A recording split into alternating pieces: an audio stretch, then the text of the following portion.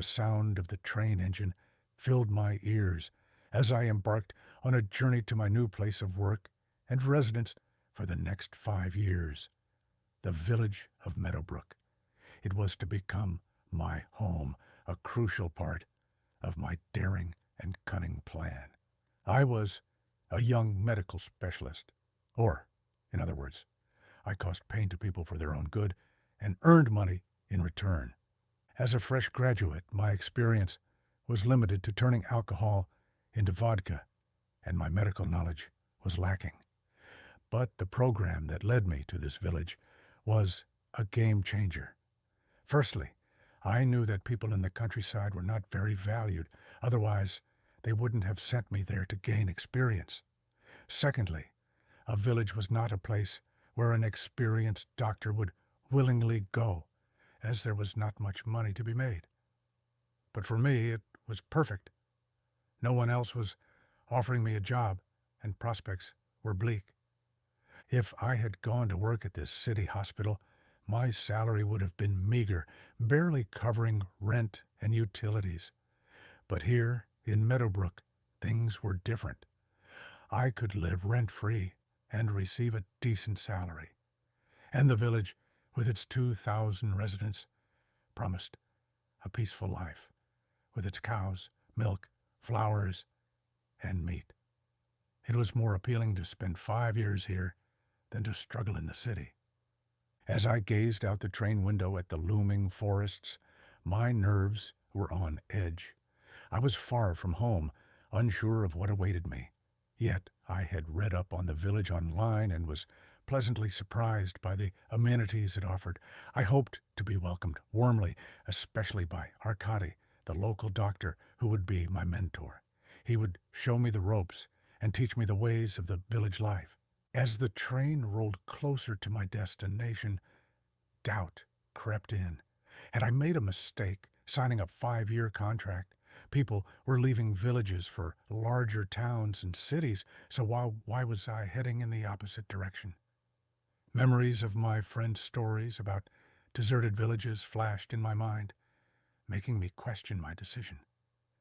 But it was too late to turn back now.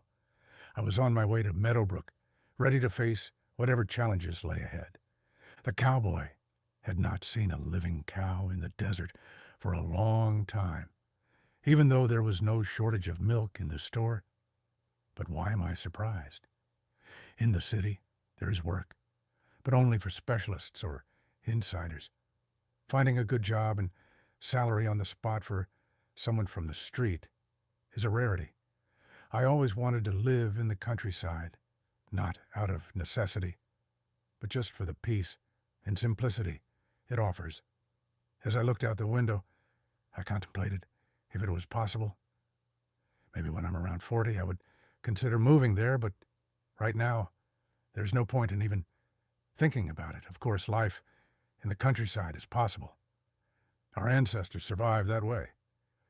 However, times have changed, and modern conveniences like delivery services, transportation, and access to infrastructure are something I would miss dearly.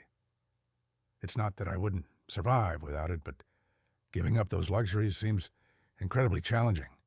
Living in a village means starting a family someday, but the lack of daycare facilities and educational opportunities is a major concern. The thought of saving up money for their future education is daunting. It's normal for someone to want their children to have a good future, but it's not easy on the wallet. Growing your own vegetables, having a garden, and all those simple things seem idyllic, but the financial burden is real. It's great to imagine retiring in peace, with all the comforts you desire, but getting there seems like a distant dream. While rural life has its charms, it's understandable why people flock to cities or regional centers for better opportunities. Watching videos of desolate villages and rundown houses only adds to my unease and uncertainty. It's late, and I need to reach my new home, unsure of what awaits me there. Perhaps a rundown shack that needs fixing up. You have to make do with what you have and live your years as they come. lost in my thoughts. I arrived at my destination, pondering the possibilities and the future in store for me. Establishing myself in a private clinic seems like a distant dream, but the potential for a successful career and a higher salary is worth the risk. As I stepped out of the train, Arcus was waiting for me, ready to take me to my new home.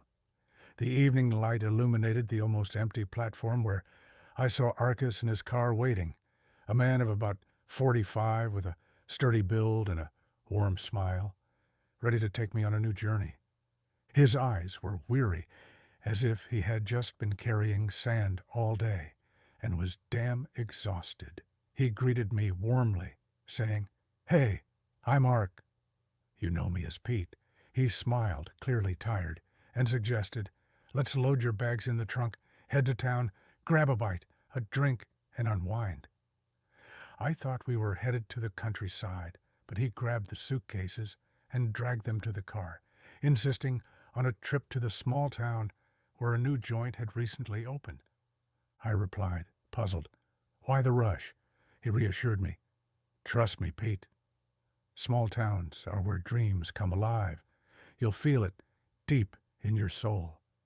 I couldn't help but wonder what adventure awaited in this quaint little town. He closed the trunk and teased, "Aren't you tired of rejecting the comforts of civilization? Let's grab dinner, at least one last time." I hesitated and finally agreed dubiously.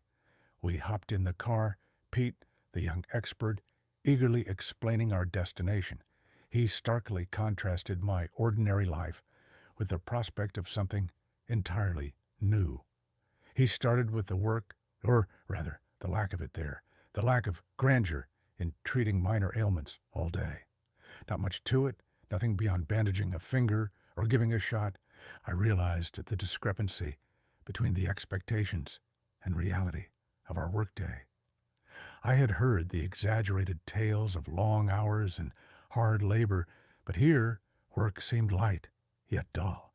He enlightened me about the routine, the uneventful days, and the unexpected late-night calls that demanded immediate attention. "You don't live in that small town. You work in it. Your life becomes the job," he explained. I came to understand that being the only doctor in town came with its own set of challenges and responsibilities.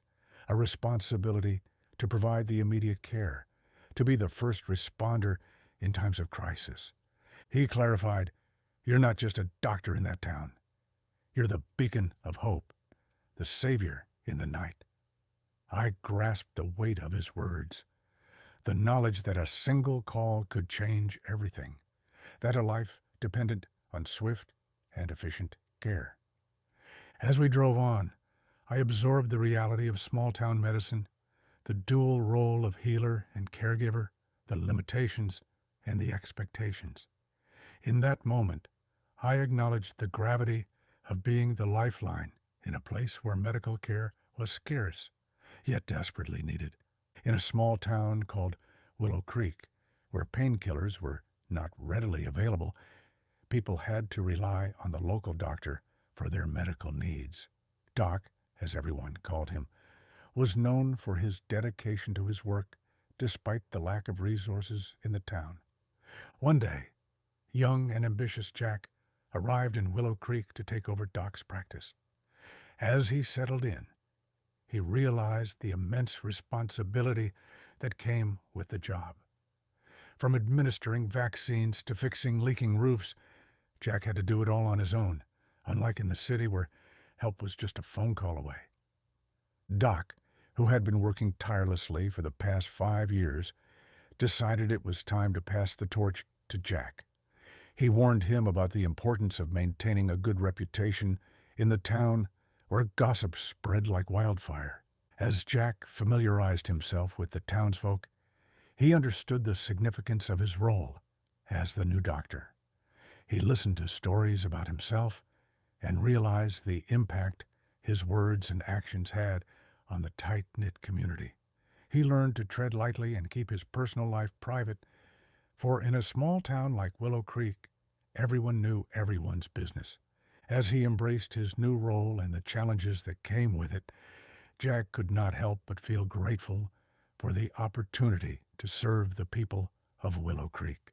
And as he walked through the town, he knew that he was not just a doctor, but a trusted member of the community, ready to care for his patients in sickness and in health. As a young professional, they have already labeled you as the clumsy monkey because they think if you didn't make it in the city, they sent you here. It sounds like I'm someone's slave, but in their understanding, no one willingly comes here. They can only send you as a punishment. About the clumsy monkey, they are partly right. I just finished my studies and, God, do I have experience. But from you, they just don't expect anything. No one asks you to make diagnoses or perform surgeries. Don't think people are waiting for you. When something happens, they don't come to you. They get in their cars and drive to the city. They rush to you when help is needed. You're starting to understand now, right? If you work there, it won't be dusty. But where will I live? They didn't promise anything about that. Show me about housing. Don't worry. There are a few houses available here. In general, we kept them for such cases, specifically when a doctor, an agronomist, and a vet arrive. Yes, specifically for these positions, any specialist can be sent. But theoretically, these houses are for them. I personally chose a house for you with a basic set of cookware, water, electricity, gas. I won't say you'll live like a sheik there, but you won't freeze or starve. You'll have the basic things you need for the first time. Even a TV is in place, though a bit old. So, to sum up, the house is hassle-free. And by the time you arrive, it's been tidied up. Pretty cool, huh? But what about the young professional, Nadia Krug? Well, you understood. You have a place to live, but you'll have to buy things yourself. Thankfully, there's a pay raise for living in this village. You won't have many places to spend money. And don't forget what I told you about the parties and phone lines. We arrived at a local deli, or, as they call it, a jighalovka. We got out of the car and went inside on this summer evening, warm yellow light shining from the windows. Arkasha assured me that it was the perfect time, as all the stale food from yesterday had been sold, and they would give us fresh food. We had 3 hours until closing time, the optimal time since locals only come in at the end of the day. And he was entirely right. Stepping inside, I smelled meat patties, borscht, sickly sweet scents, and cigarettes. There was a counter, and behind it, a woman with a cat sat. Voices were heard in the back. Behind the woman, there was a stand with various drinks of all tastes, colors, and smells. Attached to the stand were a couple of beer taps. Some slightly hoarse chanson music was playing on the radio, telling tales about the road, hard and long. In the main hall, there were 4 people sitting at a far table. By the way, about the tables, they were just simple wooden ones, small and basic, with a salt shaker, a pepper shaker, and a few napkins for convenience. That's about it. We walked up to the counter, and Arkasha placed our order. Nadia greeted him. "Hey, Ark, who is this with you?" "I haven't seen him before." "He's new, taking my place," Arkasha replied, rolling his eyes. "You will tell him, won't you?" "Of course, how else?"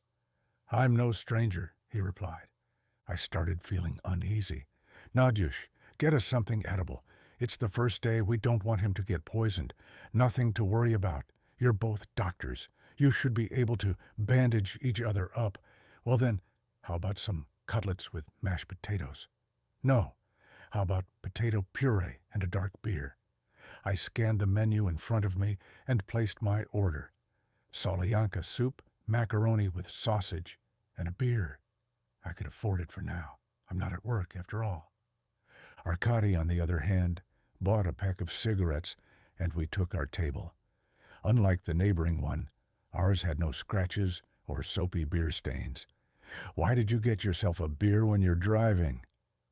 It won't hurt to have a sip, and if you get pulled over, well, it would be nice if they stopped us, just to see what the cops look like." He chuckled. We waited for the police for 3 hours, after some guy got killed in the area. This town is the last outpost of civilization, a bastion of humanity, an outpost on the border of fear and horror that reigns below on the map. "Do you understand, Arkash?" He smiled. "Petya, I'm glad to be here, among the remnants of civilization, even if it's questionable. At least, it's not a village. There are people here, real people, some kind of goods. And most importantly, they're not normal. This town, you know?" After some meaningless conversation, Nadia brought us food. Arkady, after finishing half of his beer, said, "Do you believe in life after death?" "No, you're dead. What life? But you," he went on to talk about crosses and other superstitions. "You're rambling." "What vampires? Just ordinary creatures." "Years ago," I interrupted him, choking on my food. "Don't laugh at me. Look at me like I'm an idiot." "This cloud is creeping closer. Soon it will be here. Villages below, on the map, about 12 of them, are partially or fully infected with this disease. Yes, I call it a disease, nothing else. Maybe it should be called a curse, but let it be. Let's start from the beginning. When I came to work here, there was little information about this. I thought it was just rural gossip and legends used to scare fools and children about creatures living among people by day and hunting them by night. I laughed when I first heard about it. Can you believe it? It's impossible. But then, things started to happen. I couldn't help but feel a sense of unease that day. Let me introduce you to Valeria Nikiforovna in absentia. She was, in my memory, an old granny, ancient even. She was reaching the end of her days and was expected to depart this world soon. She had no family, and on that particular day, during lunchtime, she came to me, saying she was feeling very unwell. She mentioned her blood pressure and insisted that she needed help.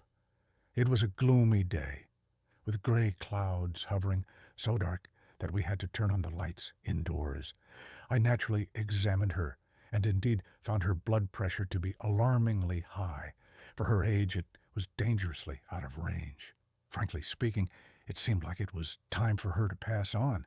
So I quickly started writing up some prescriptions for her, jotting down notes in her medical chart.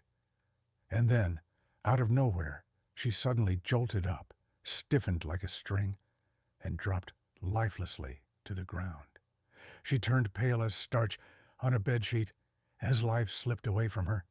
I called out to Valeria, but all that responded was silence. It was 100% certain she had passed away. I struggled to lift her, to move her towards the road, but it was no use. She was my first friend, in a way, and it took about 10 minutes before I finally came to terms with the fact that she was gone. It was then that I noticed something peculiar on her neck. Bite marks. They were unmistakably human, not like the fangs of movie vampires. These bites weren't deep, but they were unpleasantly unpleasant. I was taken aback by this revelation, but I decided it was best to leave. She had been dead for ages, so I figured it was time to go. I made sure not to call anyone right away, deciding instead to find some neighbors to come and confirm her passing before calling for the authorities to collect her body. I went to the nearest house and asked Sergei, a carpenter, to come with me. It was too eerie to stay alone with a corpse. Who knew when the car from town would arrive to take her away? Before we left, I inquired if she had any relatives to inform of her passing. Sergei said there were none, so we set off together. Upon returning to the medical center, we were dumbfounded to find Valeria sitting on the couch as though nothing had happened. Her expression was a strange mixture of surprise and confusion. You were dead, I exclaimed, almost dropping my cigarette. She chuckled and nonchalantly mentioned heading to a friend's place. Sergei and I were left puzzled, with me insisting that she was dead, though no one had actually seen her die. She couldn't possibly be alive. I was certain I had checked her pulse and observed her catatonic state, all signs pointing to her demise. Sergei, however, crossed himself and suggested we leave, if what I said was true. According to him, a strange plague of vampirism had reached our town, and Valeria had likely fallen victim to these bloodthirsty creatures. I believed his words completely. The thought of her turning into a vampire after being bitten was unnerving. It seemed that she had left town to avoid arousing suspicion among the townspeople. She wasn't just leaving. She was escaping to ensure her secret remained hidden. Oh, it's been bad for her for many years now. Just imagine if she lives another 30 years. She'll become a star here, should she run to a quieter place or to her own kind, those creatures of the night. My old man used to tell me that these creatures can see and feel each other, and they are drawn to each other, so she'll go to her own, or maybe as far away as possible. Let me tell you, I met a real one myself, Petey. But wait, Ark, what about daylight? What about the eyes and everything else? Forget it. Those are just movie myths. Their teeth, their eyes, don't reflect in a mirror. That's just what filmmakers made up to make it look more dramatic. In reality, they're much simpler than in Paris, but their horrors are far greater. They're no different from you or me in any way. They eat, sleep, walk, curse, just like us. You'll never guess who they are from the outside if you don't already know about them. But there is one way. Vampires really hate crosses, holy water, and an aspen stake together with garlic. Without these tools, they won't start twitching or breaking down the doors. Just like in a movie, when you read a prayer, they just start getting angry. Nothing extreme. And about the holy water, if you pour it on a vampire, they'll die. And if you draw a cross at your door, they won't be able to cross the threshold. They are cunning and strong. They know how to cloud your mind. To avoid this, you need to drink some holy water. As they say, you drink, and you're free all day. They won't even dare to touch you. And if I or you figure out who's who, then an aspen stake will come to your rescue. Many people have quietly died in the night, in the forest, and the plantation. Many people who you never even thought about, or who you've known for many years, have become vampires. They're waiting for you to slip up. They're waiting for when you walk out alone at night. They'll lure you, try to take you from the village to the woods by the river, where there's no one around, and there they'll devour you, and you'll die, only to wake up as one of the undead. Everyone knows about this sickness that's coming from the direction of the old cemetery, where the crosses have turned black, and where God has turned his wrath on the people. There used to be a village, Eloki, an ancient and strange village, where there lived a community. Once, I don't know what they did, but they did something so outrageous that even the higher powers, they say, took notice. They punished the people, uprooted the problem. You'll hear a couple of such crazy stories if you, by any chance, get started. Let's say I replied, taking a swig of beer. The first story goes like this. Supposedly, at a funeral, it happened that the cemetery was to blame, and one man, rumored to be a pagan, decided it would be amusing to call upon both God and the devil during the burial. They say the demon arrived first, sitting on the coffin. Deep in the heart of the American wilderness, there was a small town where a mysterious figure known as the Warlock attempted to unlock the secrets of eternal life. As he delved into the dark arts, calling upon a demon for guidance, he learned a chilling truth. Death was an inevitable part of life. Every living being must eventually succumb to its grasp, a duty that cannot be escaped. The warlock was told that the only way to evade death was to pay a heavy toll, to die a true death, face judgment, and then return from the afterlife.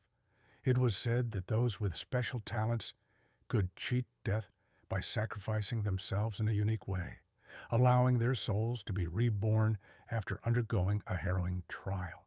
Legend had it that the warlock, driven by his insatiable thirst for knowledge, sought to harness a forbidden power that connected life and death. Through a series of dark rituals, he obtained a rare gift, but paid the ultimate price for his daring actions. However, his legacy lived on, as tales of his skill and resilience echoed through the centuries. The townspeople whispered of a hushed stillness that fell over the land, a silence so unnatural that it chilled the bones. They spoke of a hidden terror lurking beneath the surface, a legacy of the warlock's dark experiments. Some sought to uncover the truth behind the mysterious events, while others trembled at the mere mention of his name.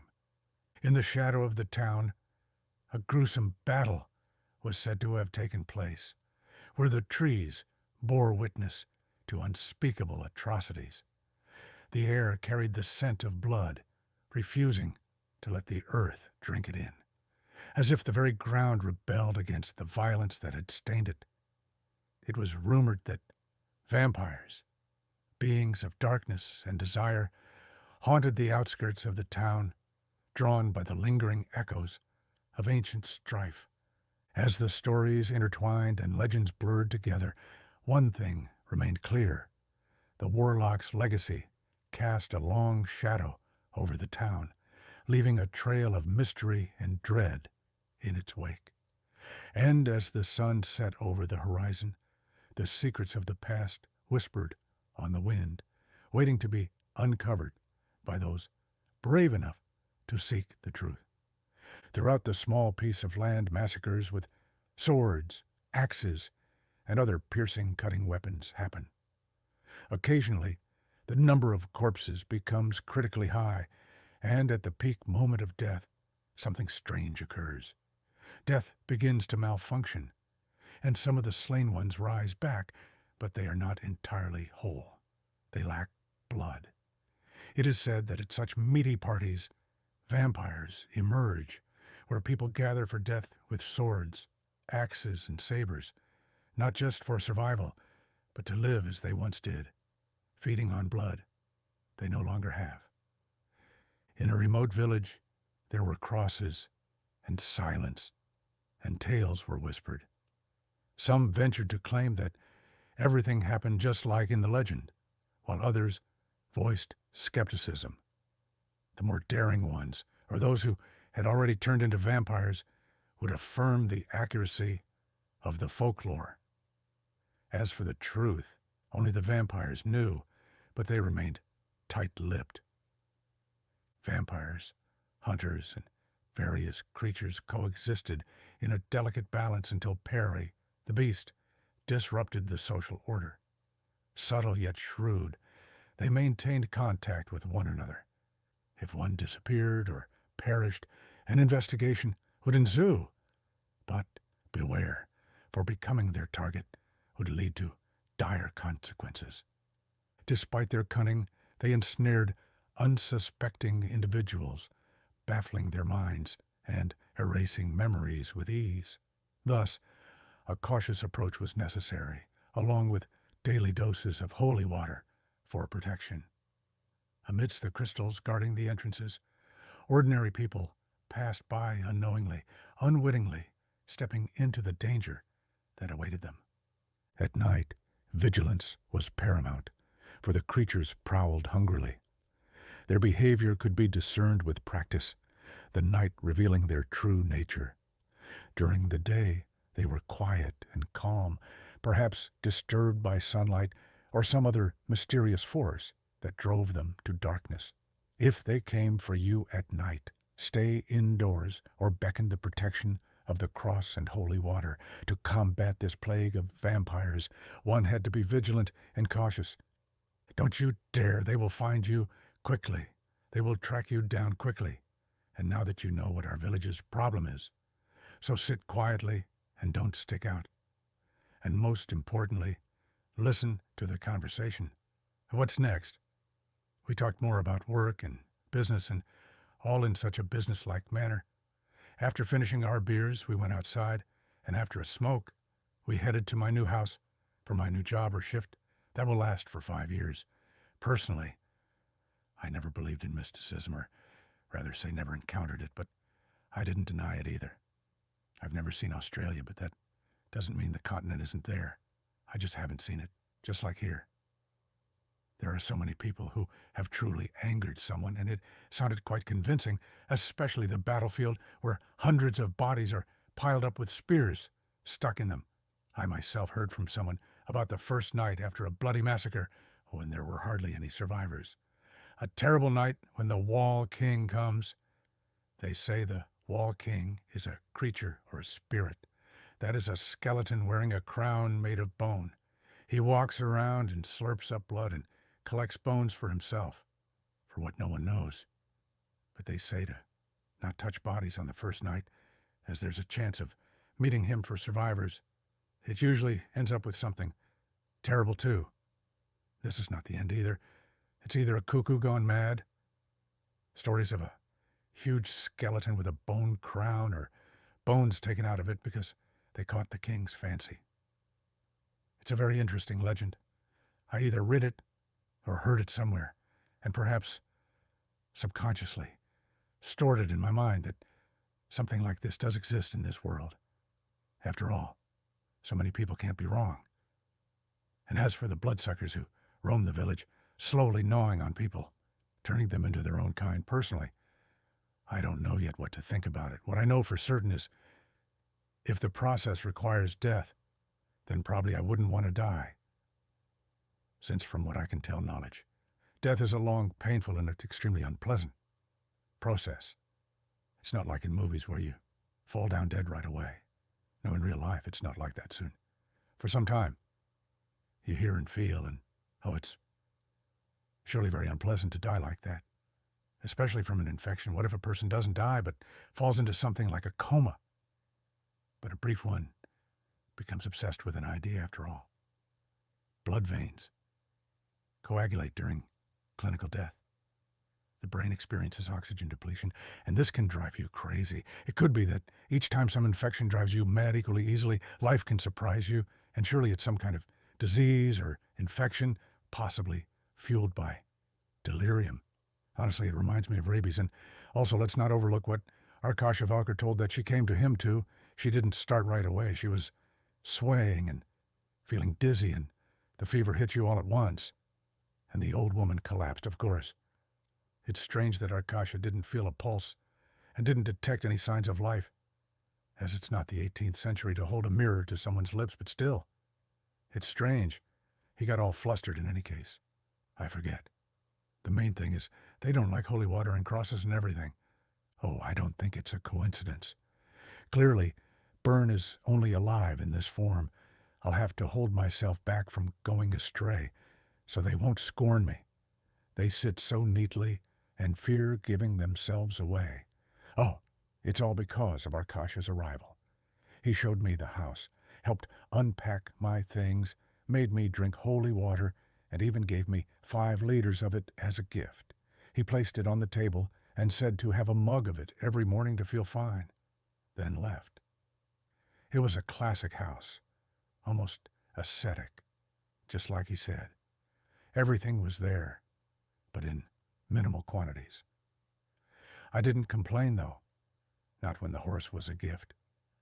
I quickly freshened up in the shower, watched a movie on my laptop, then went to bed. The next day, I had business to attend to. The early morning wake-up at 6 was a struggle. I ate, drank a glass of holy water, then went to explore the surroundings in the village of Akibara. Some were still awake, tending to cattle or moving towards the forest or fields. The third trail led to the area with machinery, the collective farm, as Arkasha called it. He mentioned there was an active collective farm with 12 fields and 4 companies nearby, so there was work to be done. There were also stores in the vicinity, but they offered only the basics at a low cost. I walked down the street, observing the welcoming people. Some approached me with offers to hang out, have a drink or lunch, as they believed in pampering doctors. I refused, saying I was busy for their own good, and continued walking with those tales in my mind. I never imagined Arkady was joking. Even the shopkeeper mentioned it. Will he really tell me something significant before 7:30? I strolled, admiring the flowers, enjoying the fresh air filled with scents of meadows and manure. Overall, I liked the village, finding it quite modern. I expected a depressing place with barely standing houses, but it was all quite cultured. People my age were also around, ensuring I wouldn't be lonely. I entered the medical center where elderly women and Arkasha were discussing me openly. They talkative about the thin drug addict they sent us. Someone should call the city to verify this situation. The young guy inherently shouldn't be trusted, I thought, but didn't imagine things would be this bad. I opened the door and walked into the office as Arkasha was checking a woman's blood pressure. "Hey," I said. "Hello," he replied, walking towards me. "I need to step away for a moment," he said. "Are you taking appointments?" I asked. He seemed surprised and replied, "I just got here. I don't even know where everything is yet. Let me show you around. There was an urgent matter across the river we had to attend to, or the woman's son couldn't be found. We had to investigate. Perhaps I would even have to go to the city." That was the only thought on my mind as I glanced at the woman. She sat there staring at us, as if we were obligated to bend over backward and do whatever she said. "Well then, show me how you have everything set up here." For 10 minutes, she showed me the layout of everything and quizzed me. Can I really avoid killing a patient by measuring blood pressure? Or will I actually be able to do it? And for those 10 minutes, all I heard was lies, grumbling about money, and doors that didn't want to spend an extra nanosecond in line, and of course, they insulted me. There was no trace left of the Arkasha from yesterday. Now, he was a serious, responsible doctor without the superstitious beer drinkers who used to talk nonsense. Now, it was all about business. I remembered his words, reminding me to watch my tongue, as he quietly whispered after revealing the layout of things. Grabbing his medical bag, he headed for the exit, and now the money wranglers won't find it funny, I thought. I shouted next. Pension behaved quietly. Just 5 minutes ago, I was clueless. But now, with hope in me and the pills she needed, I had evolved into Pyotr Nikolaevich. "So you're from the city," they said. "That's how quickly you sometimes have to change gears on the fly." Although there was no need for that. Still, I do get paid for it. Accepting money, or not money, I understood what they warned me about on all fronts. Firstly, the job was extremely simple. And secondly, some spoke vaguely about not going anywhere. They didn't say it outright, speaking indirectly, as if afraid of being overheard, talking about how it's better to stay home at night. Wolves roam the forest. Why didn't they speak openly? I didn't know, but I knew exactly what they meant. By noon, I had dealt with all the patients, called the city to say I was there and all was well. They congratulated me on my work and promised a salary by the 15th. Brutally speaking softly, I closed the medical post and hung up my phone number, as Arkasha instructed when giving me instructions. I decided to do something useful, namely, go home and freshen up. But fate had other plans. I walked on the asphalt and on my way home decided to stop by the local store. Big mistake. The store was small, and behind the counter stood a shrewd man chatting with another sturdy and eccentric-looking person. When I walked in, they both fell silent and stared at me like I was a pack of chips. A big one, I said, trying not to show that the customer standing next to me was acting strangely. He stood too close to me, panting, sweat beading on his face. But I kept calm. As they say, vampires don't attack during the day. Not directly, in the village at least. A pack of chips was handed to me, and I saw the tension in the store. The customers were already licking their dry lips, then said, "Give me more. You're not from around here.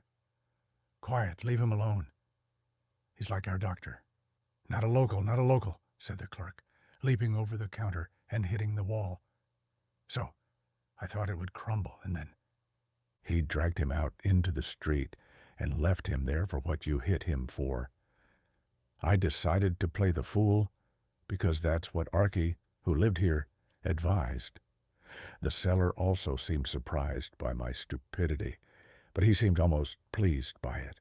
And that's our local eccentric, a bit odd in his reactions towards people. "So, you're the new doctor here?" "Yes, I just arrived yesterday. I was craving some chips and soda, so I stopped by." "Well, it's commendable that doctors don't drink, only snack on chips." "Archie has a thing for chips and crackers, by the way. What's your name? And where's your colleague?" "I'm Peter. And Archie left for a call. A woman's child isn't feeling well. A noble cause helping people. And, tell me, do you sing here?" "A lone arrival, huh? My wife's with relatives in town, but we keep in touch, mostly in the evenings. And what do you usually do in the evenings?" "I watch movies, snack on chips and crackers. Right now, though, I need to get things in order. You know, I know everyone around here. The seller has been wandering the streets more than usual today. It's good for a doctor to know his patients, don't you think?" "No, I have a strict schedule. I go to bed at 11 p.m. and I don't feel like wandering around listening to... I'm an introvert by nature, you see. So, I love movies and don't go out much. But if you ever want to drop by, I'll introduce you to everyone. And one last question. What did Archie tell you?" "He said we should put numbers on the doors and give patients their pills. But that's not what I meant." "And what did you mean then, when you turned on that candid fool?" "He said something about the seller rolling on the counter and asked this strange question. 'Sometimes you have to take extreme measures,' the seller said, cocking an eye as if he was in pain. 'What's wrong?' "No, it's all quite simple." "I thought he told you. But what was he supposed to tell you? Okay, go get your merchandise. Let's sort this out." "All right," I replied, happily hurrying home. My soul understood perfectly. I was on the edge. He wanted to attack me, this bad sign. It means they're not afraid, even in daylight. And holy water won't help much. And the seller, oh yeah, he could read me like a book. I could tell he knew how Archie behaved unusually, but he could get used to it, as he had always lived with them. Whereas I drink holy water just like that, and draw crosses on the door, these precautionary measures cannot be written off as habits, especially not for doctors. I have a feeling that Archie is in great danger right now. They asked me for help. I could see in their eyes that I was clueless.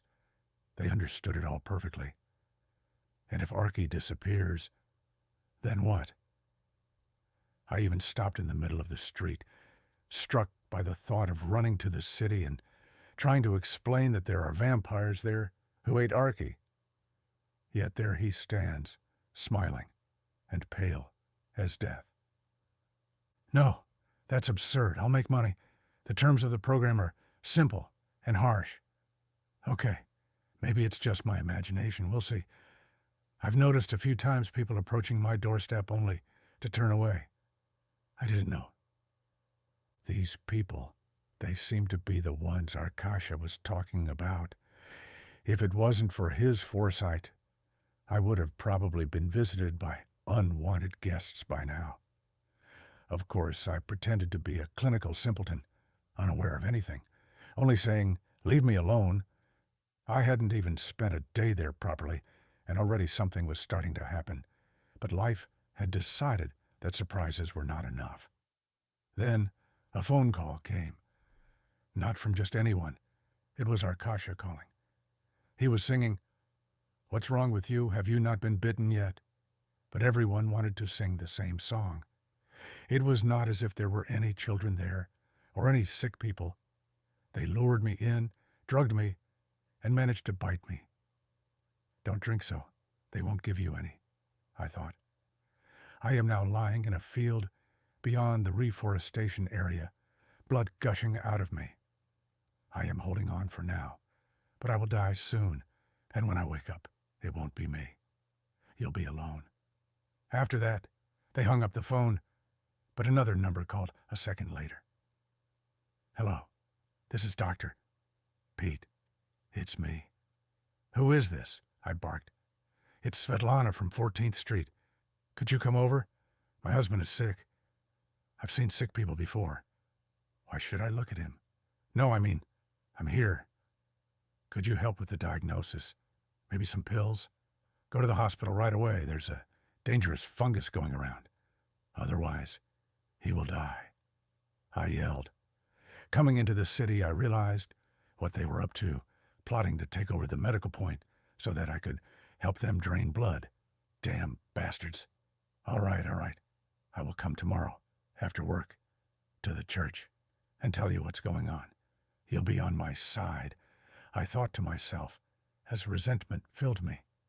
Why is all this happening to me? A normal place, a normal job, and yet these blood-sucking creatures are everywhere. Arkasha, he wasn't exactly a friend to me. Or was he? Damn, he was the only person who lived with me in pure humanity. Although I never managed to get attached to him or anything like that. No, he was a stranger to me. But there's a curse here. Everything goes through one place, even if they manage to him up. One must wear a cross. Water won't help.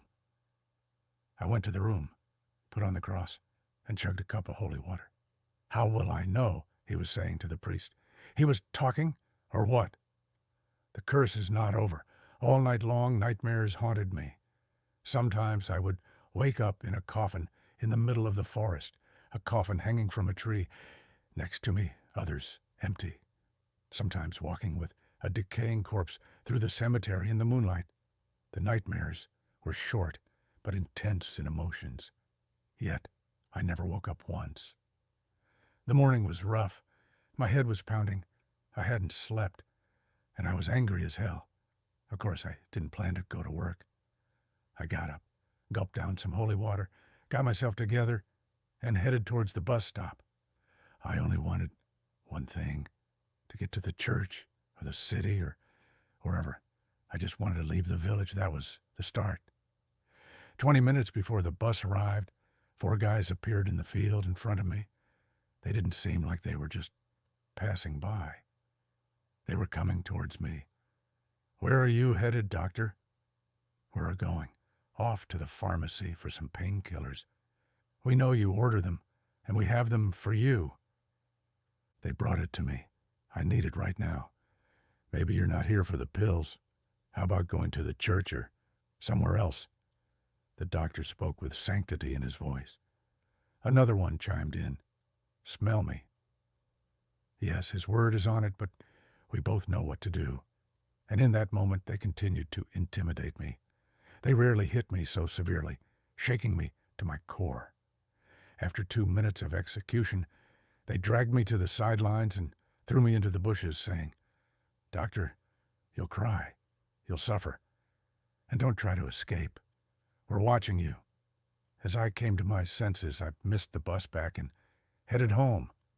If I didn't come up with something right now, they would devour me, turning me into one of them or breaking me. But I knew they needed my blood to have me on their side. Murder or my death would lead to unwanted trouble and consequences. The police would come, questioning and prying, potentially revealing too much. Or perhaps the second doctor they brought couldn't blend in, causing even more issues. What's worse is that their primary goal is to disperse, feeding on the fear. Kill me now would be their reason to leave, but not everyone can be held back. These myths about vampires may just be fairy tales for many. Who would believe them? Kill me, and many would reconsider their views on things. They would still press me, force me to join them, even if they hit me daily. As I got home, I cleaned up, without much evidence on my face, but my body bore the marks of their violence. So it was simply blue. As I sat at the table, a call came from the late Arkash. "Hello?" A joyful voice from beyond said. "Hey, becoming one of us. I understood something. You're fighting in vain. You'll lose. You have no idea how deep this goes. Yes, I felt you being beaten today. These local defenders of justice are supposed to help people make the right choices. They're just stubborn and nothing more, working off movie stereotypes. Why am I calling you? I told them about you, what you know. They know now and will be coming for you.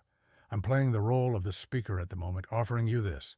Tomorrow, don't drink water. Remove the attributes. Go to the store. Tell them it's from Arkash. And agree. It will be a bit painful, a bit scary. But then you'll live forever. How about my idea? Why? Why are you doing this? Can't you just live? Leave me alone. Let me go. I won't tell anyone, I promise. And even if I do, who would believe me? That's where you're wrong. Some will believe, not everyone, but enough to send in special individuals."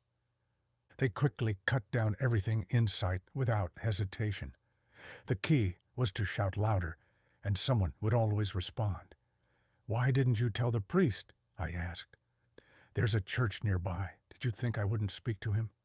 I questioned, feeling a mix of frustration and confusion. He claimed I had told him, but I remembered him simply waving his hand dismissively. He had even shared tales of how the vampires had no reflection and only roamed at night, their fangs invisible in mirrors. It was clear that the movie was playing out in real life. He avoided my question about the film and promised to remain silent. But I couldn't stay silent. The struggle between two sides had been brewing for ages, with one side almost overpowering the other. People couldn't live peacefully unless they eradicated those who were different. It was a sort of class warfare, with those who stood out fighting against each other. But why did he only see it from one perspective? Why not look deeper and see more? Why view it as a curse or something beyond comprehension? Why not see it as eternal life, without illness or suffering? I could sense the tension rising as he spoke about death and fear on the other side. The thought of escaping this reality seemed impossible. I felt trapped, with no escape in sight. I didn't have the means to fight back, except for the 7 stakes I'd been given. Should I surrender and accept the enemy's offer? Or should I flee and find another way out? Despite my clouded thoughts, I managed to come up with a plan. It would require courage and a few simple tools. A wet rag and holy water. These 3 components would help me execute my strategy. The night passed peacefully, hinting that the vampire's influence had subsided for now. But I knew their threat loomed, and I must be ready to confront it with whatever means necessary. It was decided to give me a day off, and I decided to do something interesting. When I came to work, the old ladies started to grumble, asking why I wasn't there yesterday, but I quickly stopped their complaints by saying that there was a terrible epidemic raging in the town that was killing children, and everyone needed to be vaccinated immediately. The old ladies fell silent, whispered among themselves, and started calling their families. And that's when my plan came into play. The vaccine was holy water. To make sure it worked, I acted out signs that protected me. Now, I was vulnerable, and anyone could approach me. The rumor about a deadly virus that caused sudden death spread like wildfire. I added details and speculative stories to make it seem more convincing. In the end, people started coming to the medical tent. I made them a small subcutaneous injection that had no effect whatsoever. But with a serious expression, I warned them not to touch water for 2 hours. In agreement, they left, making way for the next person. Everything in my plan was going perfectly, or so I thought. I had overlooked one detail. Her name was Arkasha. He knew there was no plague or cholera. He knew I couldn't possibly have so many injections, and he knew the deliveries only happened every 2 weeks. He was a doctor like me, and the authorities would call him. He was the senior one. I had made a mistake, and it led to tragic consequences. Arkasha and his group were the last to come in and surrounded me. Laughing, Arkasha said he appreciated my plan, but because I had lost my mind, he couldn't trust me anymore. They were waiting for my answer, and I realized the mess I had gotten myself into. They were expecting me to join them, and it was crucial for me to make a decision. I understood the gravity of the situation. My plan had backfired. Without a second thought, I grabbed a container from the table filled with water. I was ready to join them. As I sprayed the water at the crowd, I expected them to react dramatically, but instead, they simply dropped dead. Even a drop of water on their skin sent them to their graves. They didn't bubble or froth. They just collapsed, blocking the door for those trying to escape. 1 liter of water and about 20 to 25 people were lying on the floor. Of course, not many believed in vampires, not even the police. They decided that I was a real joker after killing a bunch of people and still spinning fairy tales. They chatted with me and concluded that I was nuts, sending me to a hospital where kind angels quickly pumped me full of meds and turned me into a zombie. They dragged me in, interrogating me for days on end while the doctor assessed the severity of my condition, completely ignoring the fact that people had died. Without outside interference, the doctor simply couldn't figure out how I managed to off them without leaving a trace. But he promised to keep an eye on me while others unraveled the mystery. They locked me in a room, tied to a bed, after injecting me with a heavy sedative dose. However, I didn't freak out, quickly drifting off into the realm of dreams in the dead of night. I was awakened by the sound of a door opening, and in walked the doctor, whispering that the patient was asleep. I pretended to be asleep, knowing that he knew I was sane. "I need to put on a show for them, you understand, right?" he said.